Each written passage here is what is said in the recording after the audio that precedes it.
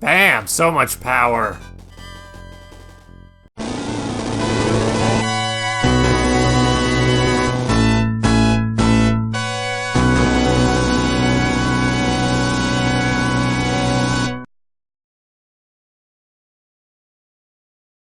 Using the Orb of Light, the Shining Force unearthed new details pertaining to the legacy of the Ancients, and what the villainous Dark Soul seeks to unlock its sealed power. Following Autron's guidance, they returned to Rindo to acquire a ship, which they earned as payment for saving a little boy. The boat died like Max, and the Shining Force were redirected northward to Shade Abbey, and towards Uran Batol. At church, Max died like their boat. Then the Shining Force returned to save a birdman named Balbaroy, who along with his sister, agreed to guide our heroes to their destination. The journey continues.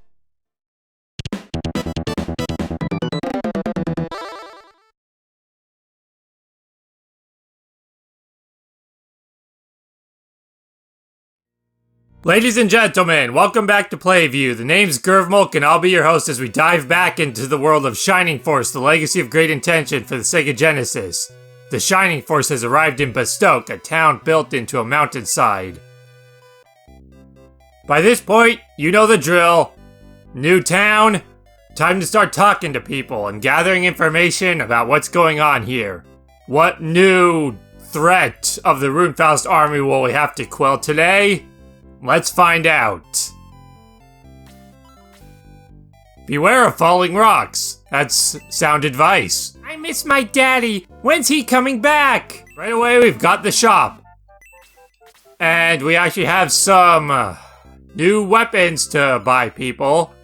We'll worry about that in a little bit. Look around and buy anything you like. Sure thing, buddy. Not yet. I'm not ready to start shopping quite yet, but soon I'll get to that. My husband was taken away in the middle of building our house. It's only half done. I'd say this is more like a quarter done. But, I mean, if this is 50%, then... Hey, I'm not gonna argue with what you want. I am a master alchemist. I can make anything. Can I help you? No, but I need your help.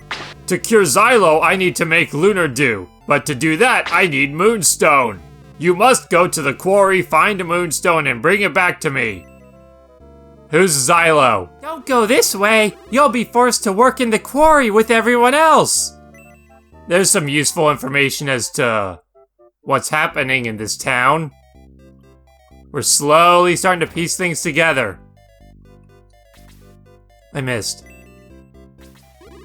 My father was taken away to the quarry too. Please bring him back. Please rescue my husband from the quarry. You're my only hope.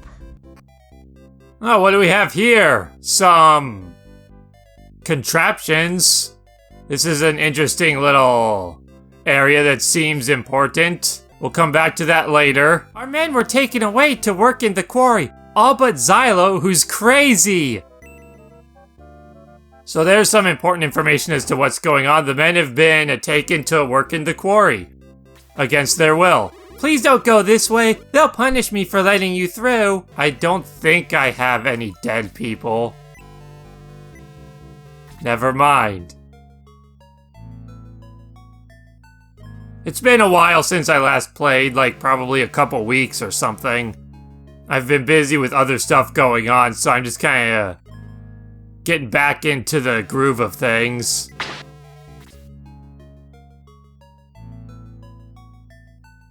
So if anything seems a little off, or if I'm forgetting stuff, like how many people I lost in the last battle, then that's why. I found headquarters.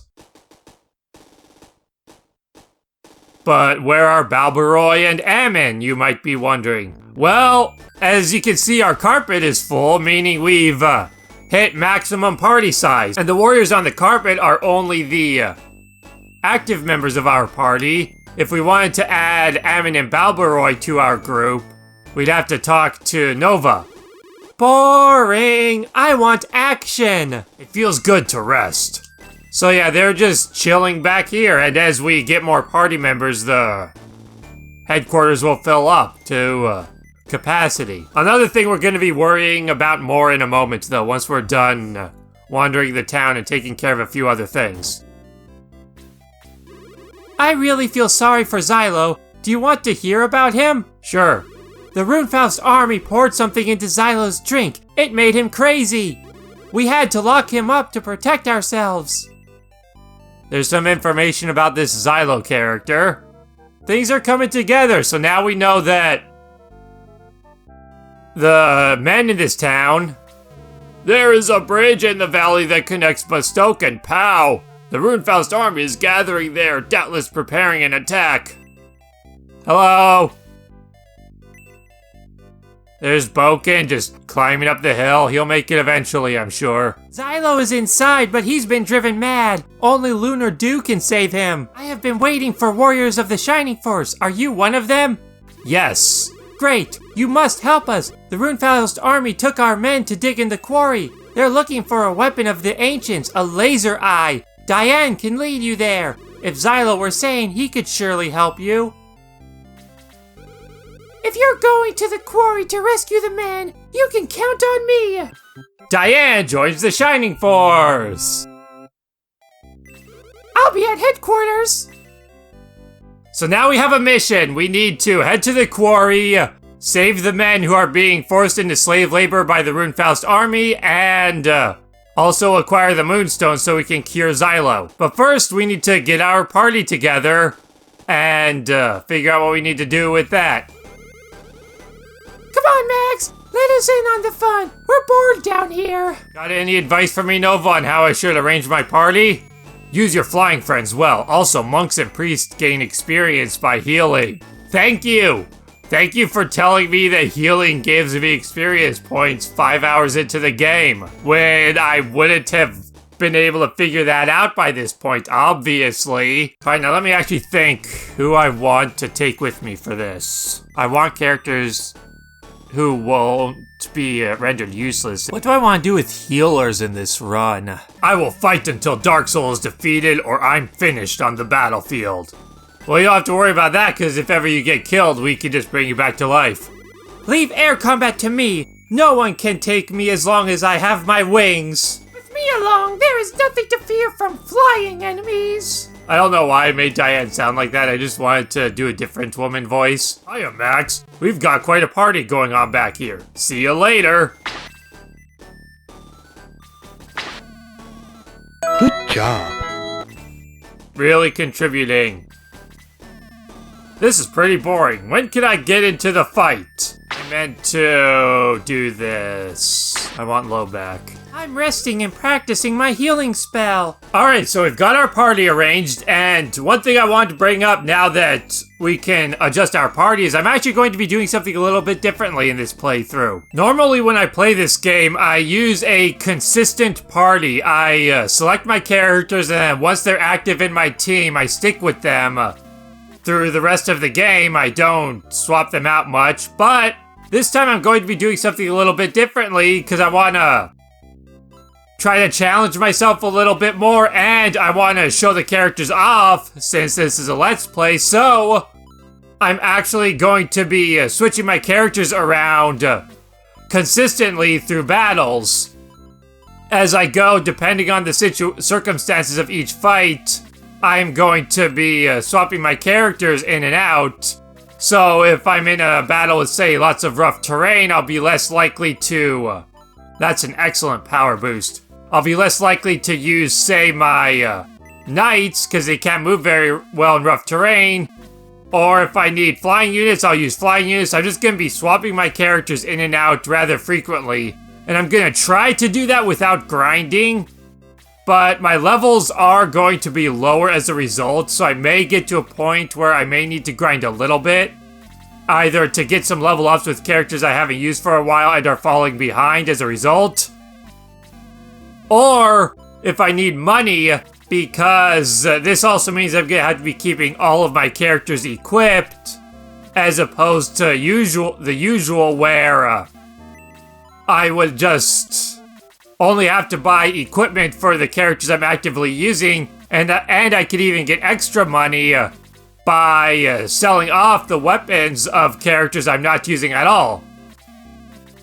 That's going to be the case, so I actually am going to have to be perhaps grinding. I hopefully won't have to grind at all, but if I do, I'll do it off camera, so we'll just see how that plays out. I know before I said that you always want to have both a lance and a spear with your knights, but currently that's not applicable because my strongest available weapon is a spear, so that makes lances useless since spears can serve both roles as long as they're more powerful. I need to decide real quick who I want to give the power ring to.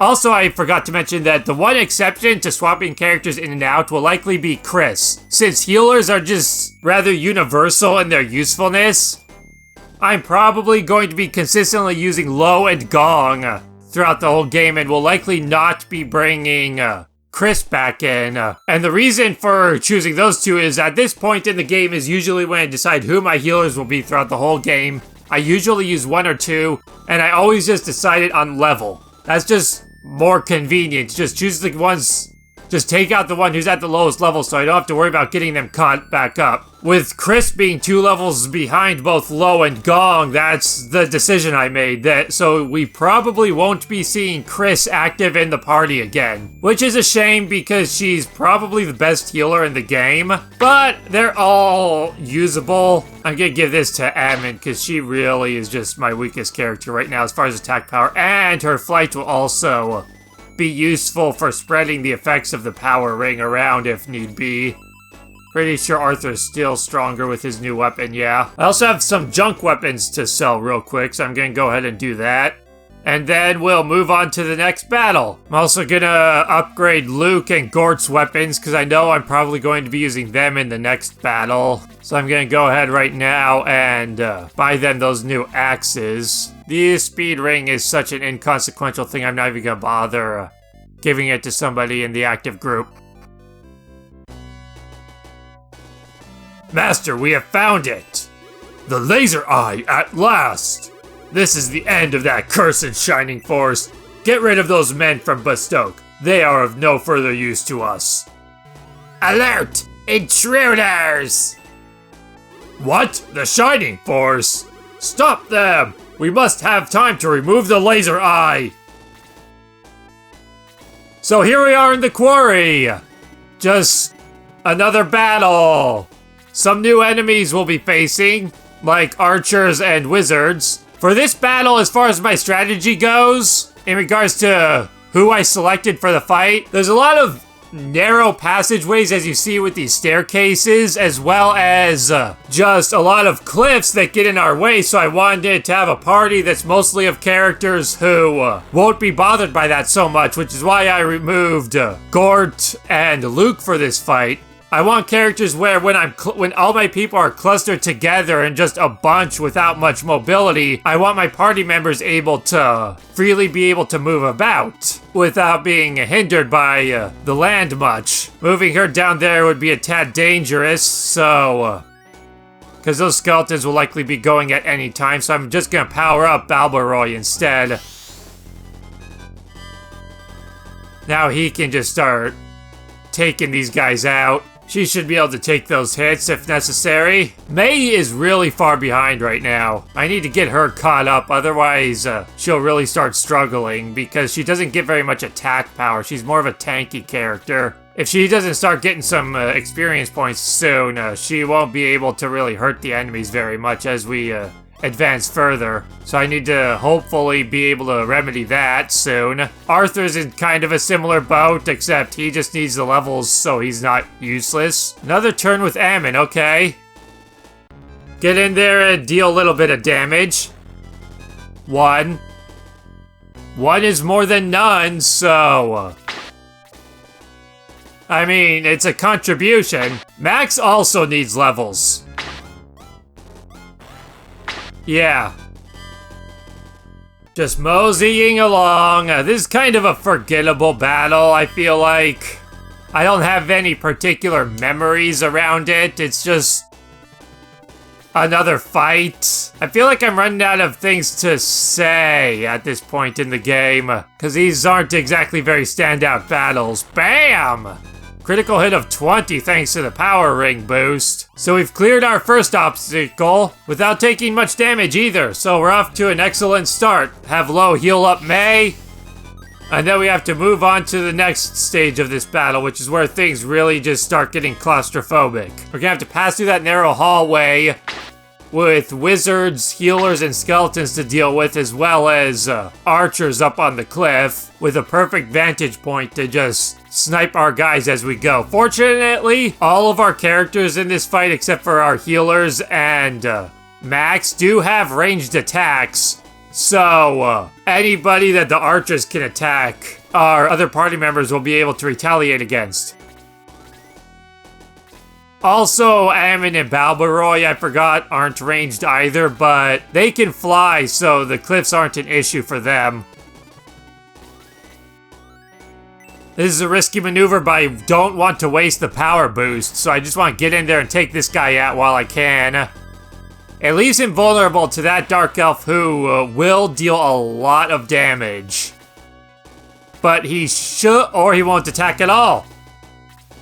I'm okay with this development. Just another example of the pre-programmed nature of the AI in this game that makes it terrible. Because apparently I caused a trigger that told the archer, go around this way. So he does that instead of engaging me in battle and actually doing damage and potentially killing off one of my birdmen. All because his algorithm tells him to do this very specific thing, so he goes to do that, as opposed to doing something effective. This tight space is also a problem because of that wizard, because he can really just blow our people away with high-powered magic if he's given the chance.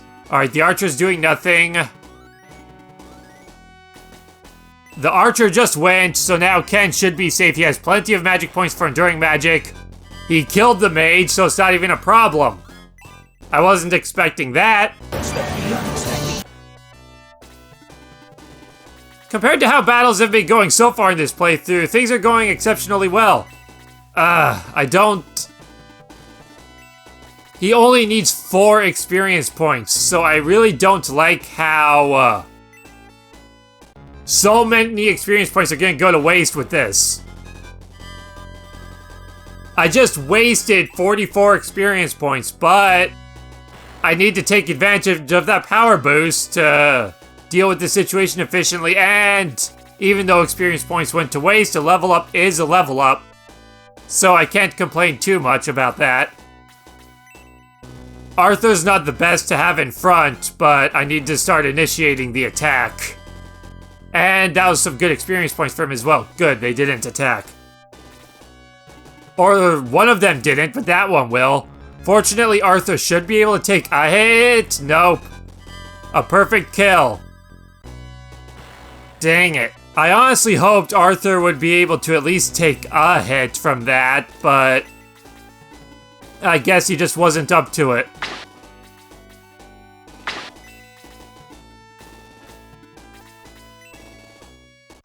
Let's get Ken a little bit more out of the way, so if someone else needs to be able to reach that skeleton, they can do so. Lo doesn't have anybody to heal, so let's get an attack off. A solid hit. Everybody else is currently just trying to catch up, get in there so we can deal with these enemies before they cause any significant problems. I'm only going to cast Blaze level 1 for kind of the thing I was explaining before as far as experience points. I usually don't kill multiple enemies with one spell unless it's a situation where I really need to. Plus, I actually wouldn't... I mean, I was just going to say I actually wouldn't mind if the healer got a turn and healed himself so I could get some more experience points off of him. Also, Tao is currently at my highest level, so she needs the experience points the least right now anyway. She can't really do anything, so screw it, let's power somebody up. Let's give it to Max this time. Smoke rose from the power ring. That means if I use it one more time...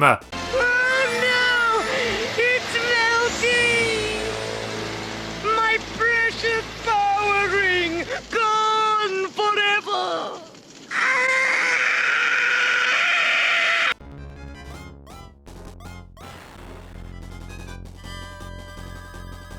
You know, I've experienced that before where the power boost from the power ring will... Because I'm pretty sure he lost the boost. Yeah, but it still gave him the attack power boost. I've experienced that glitch before, and I always forget about it. I'm not sure exactly what dictates it. I think at a time I thought that it was based on... like, so long as you attack every turn after the power boost fades, you maintain it. But that could be incorrect.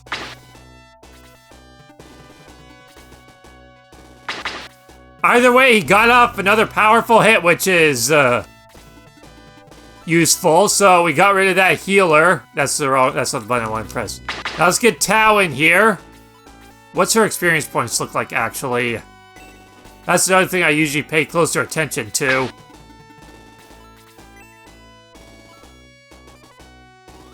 You know what? I have other characters who need experience points right now, so I'm actually just gonna use Blaze level 1. And if I do that one more time, she'll level up anyway. What? That's not healing. Renegade for life. That is not what I expected to happen. Let's get rid of the skeleton, though, before he can follow up with any pain. Good, attack power. He really needs that right now so he can get more hits and then level up further. Oh, dang it, May. I'm actually going to have low heal instead, just in case he perhaps also misses and then the healer gets a surprise turn out of nowhere. I don't want that to cause any problems. So instead, let's get Hans in there to try and finish this guy off. And a miss! Which is exactly what I feared Lo would do. Let's get Balveroy out of everybody's way while attacking and also missing. Man, this is one agile healer. Can Ammon save the day? Can she deal with this guy who just keeps dodging everything? No, she can't! Every time I attack this guy, I'm happier and happier that I had Lo heal Tao instead of attacking to try and kill this guy. Another turn from Ammon. She's just so frustrated with this. She's like, just die, you son of a... And if my understanding of that glitch is accurate, then I actually don't want to rush her like that. I could get a solid hit off, but then she would be susceptible to being attacked by all those guys if they chose to do so. So I want to kind of get everybody a little bit closer, so once I do engage, I'll have backup ready. Alright, that skeleton just took his turn. So now I should be safe to try and move in and start working on this mage. Because the mage's magic won't be able to kill Balveroy unless it gets a critical hit. So the big concern would be him following through, or the skeleton following through with the magic damage to deliver a finishing blow. And that's no longer a concern. Got rid of the mage, got him out of the way before I even had to worry about that. Part of me was considering trying to put the skeleton to sleep, since the blaze spell isn't going to kill him anyway, but if I missed with that, or I think even if I hit with it in this game, I think I would have only gotten like 1 experience point or something. And since she was only 2 away from leveling up, I wanted to secure that level up. Especially because I'm not really concerned about this one skeleton being a threat anyway, even if it does get a turn off. Which hopefully I'll be able to prevent. I'm gonna put her closer just so she can get the land effect bonus, and hopefully also that will draw the skeleton to attack her since she's adjacent. Excellent. Now he'll attack her, who's protected by land effect and high defense, rather than attacking somebody like Tao, who would be more susceptible to being pounded. I'm actually going to try to give this skeleton kill to somebody else who might need it a bit more. Thinking Ammon, since she's only level 5. Hopefully this doesn't bite me in the ass. Alright, Ammon, take out the skeleton! Carry your wrath from that healer over to this guy and finish him off. That wasn't a very exciting level up. I would like more attack power so you can start hitting enemies harder. Now before heading down there, I'm gonna heal everybody up real quick. Make sure we're as non-vulnerable as possible before advancing to the final stage of this rather straightforward battle.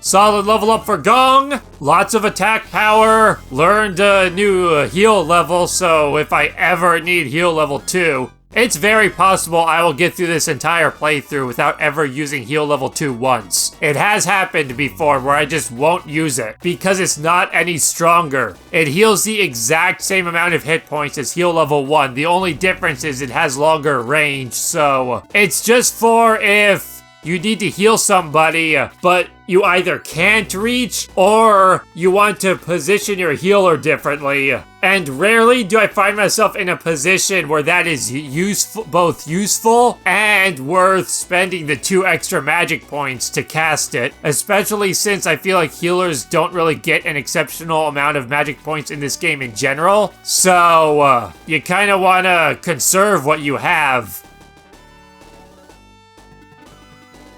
Alright, let's kick things off strong with a Blaze level 2 on 3 enemies.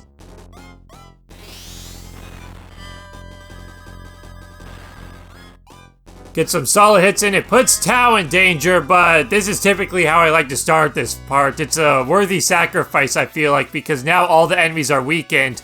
That guy did nothing. And now we can start getting everybody in and just pick off the enemies while their health is low, before they even have a chance to really defend themselves. Circle Balbaroy around to get at this skeleton and miss. Or have his sword blocked by the shield, you know, whichever actually played out. The very first time I ever played this game, the centaur sprites stood out to me as just being weird because of just the ginormous ass shot you get when they attack. And I mean, I can understand it. I mean, what else were they gonna do aside from... I mean, they could have had something draped over them, which they get when they're promoted. But I don't know, it's just... that's just something that always stood out to me, like... not like that it was... I don't think I really found that it was weird. I just saw it and I was like, why is it necessary to have it like that? Instead of just having them wearing something. Especially cause being sentient like humans, I would imagine centaurs would have, at least to some capacity, the same sense of decency that humans have. So you would think that they would want to cover themselves up, but they obviously have no care for that, because they just have themselves completely exposed to your camera. And I think the shading was a big part of it too, because the fact that there's a shadow there to cover themselves, as opposed to most like video games or cartoons where just certain gender-related details would just be completely omitted. In this game, you think you've won, but you failed. The laser eye is ours now. Max, the moonstone lies inside the cavern. So in this game, though, the fact that they deliberately added a shadow just makes it really stand out that they deliberately have that detail to hide, and that just really drew my attention to how weird it was. There it is. Sugoi Muzuki, we just got a bikini for Anri. It doesn't do anything other than make her look different because it'll change her clothes. Oh wait, that's not Anri's. Unless she has to be promoted to equip it, or is this one Tao's? Okay, yeah, I'm pretty sure it's Anri's, but she can't use it until she's promoted. So we saved the man! You! Did you bring Moonstone? Yes. Yes, that is Moonstone. I will make Lunar Dew immediately. Here you go, Lunar Dew. Xylo will make a full recovery. Max gets the Lunar Dew. So now we have the Lunar Dew to cure Xylo, and we managed to rescue all the men. Wow, they finished building their house fast. It only took me like a minute to get back here, and already they've done this much. Look at this enormous home! My husband is finished! I read that wrong and completely changed its context. But we're gonna roll with it. All's well now, and we owe it all to you, Max. But how did you finish so quickly? And if you're that good at digging, why did it take so long to even help the Runefaust people? Thank you for saving our men! Thank you so much. I'm so happy to be back with my daughter. He's home! My daddy's home! I'm so happy! My father is back and he wants to talk to you. Okay. Hello, sir. I want revenge. Please, can I join the Shining Force? Yes. Wait, I must protect Bustoke. I'll join you some other time. Sure, guy. I'll see you on the road then. 'Cause obviously you're important since you have no portrait. So bye. Kokichi never listens to me when he's doing research. Who's Kokichi? And is he this way? Hello? I'm helping Kokichi to figure out how to fly. Who's Kokichi? What's this? What are you doing? Don't touch anything, you meddler. Okay, bye. So that's Kokichi, an old man, inventor guy. I guess that's all I really have to say about that. Alright, I have to repair my ring. So if you go to any shop, there's the repair option. There's also deals, but they don't have anything. That's just for if you sell a rare item, and then you want to buy it back later. The deals section lets you do that. Repair. We need to fix the power ring because it got damaged.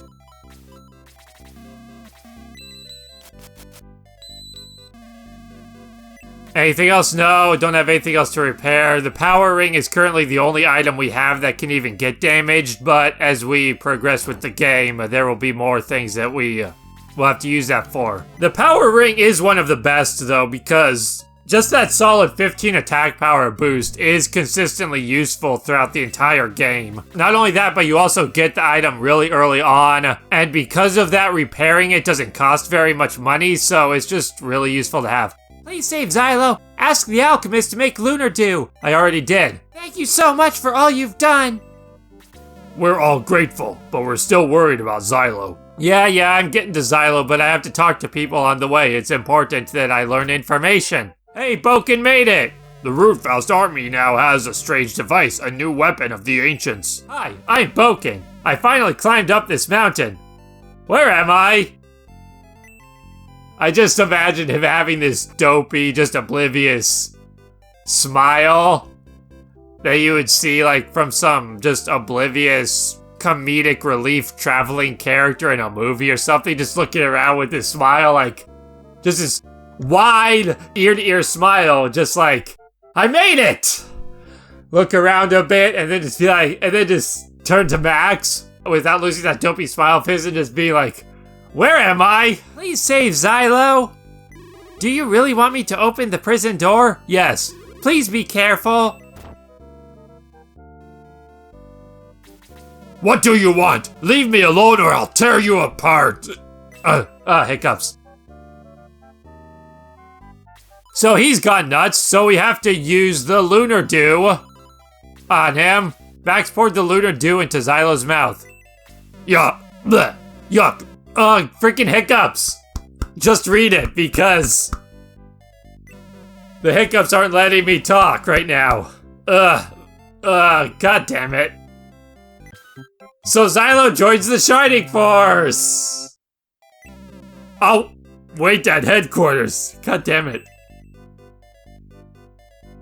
So we've healed Xylo, we've rescued the men. We have to now go to headquarters and prepare our party for the next battle, which I'll take care of, and then we'll pick things back up in the next episode where we have to head to the bridge that leads to POW and deal with, obviously there will be Runefaust soldiers along the way, so we're gonna have to deal with that. And also, figure out what to do in regards to this laser eye weapon that they unearthed. With that, be sure to like, comment, and subscribe if you enjoyed this episode. Okay, Tao is... Oh, right, you don't have to equip it. You just give it to him. So, with that said, be sure to like, comment, and subscribe if you enjoyed this episode. And thanks for watching!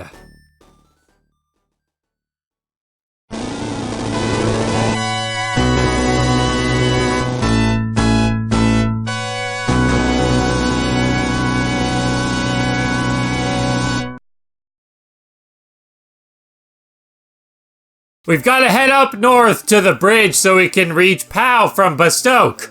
I thought about ditching all my knights. Oh, the skeleton is squishy, living flesh, including a magic point, because that's all he's good for. That train of thought was going the wrong way. Guess I'll just removing him. I don't think I've ever cleared this battle, but sometimes that's just the way it goes.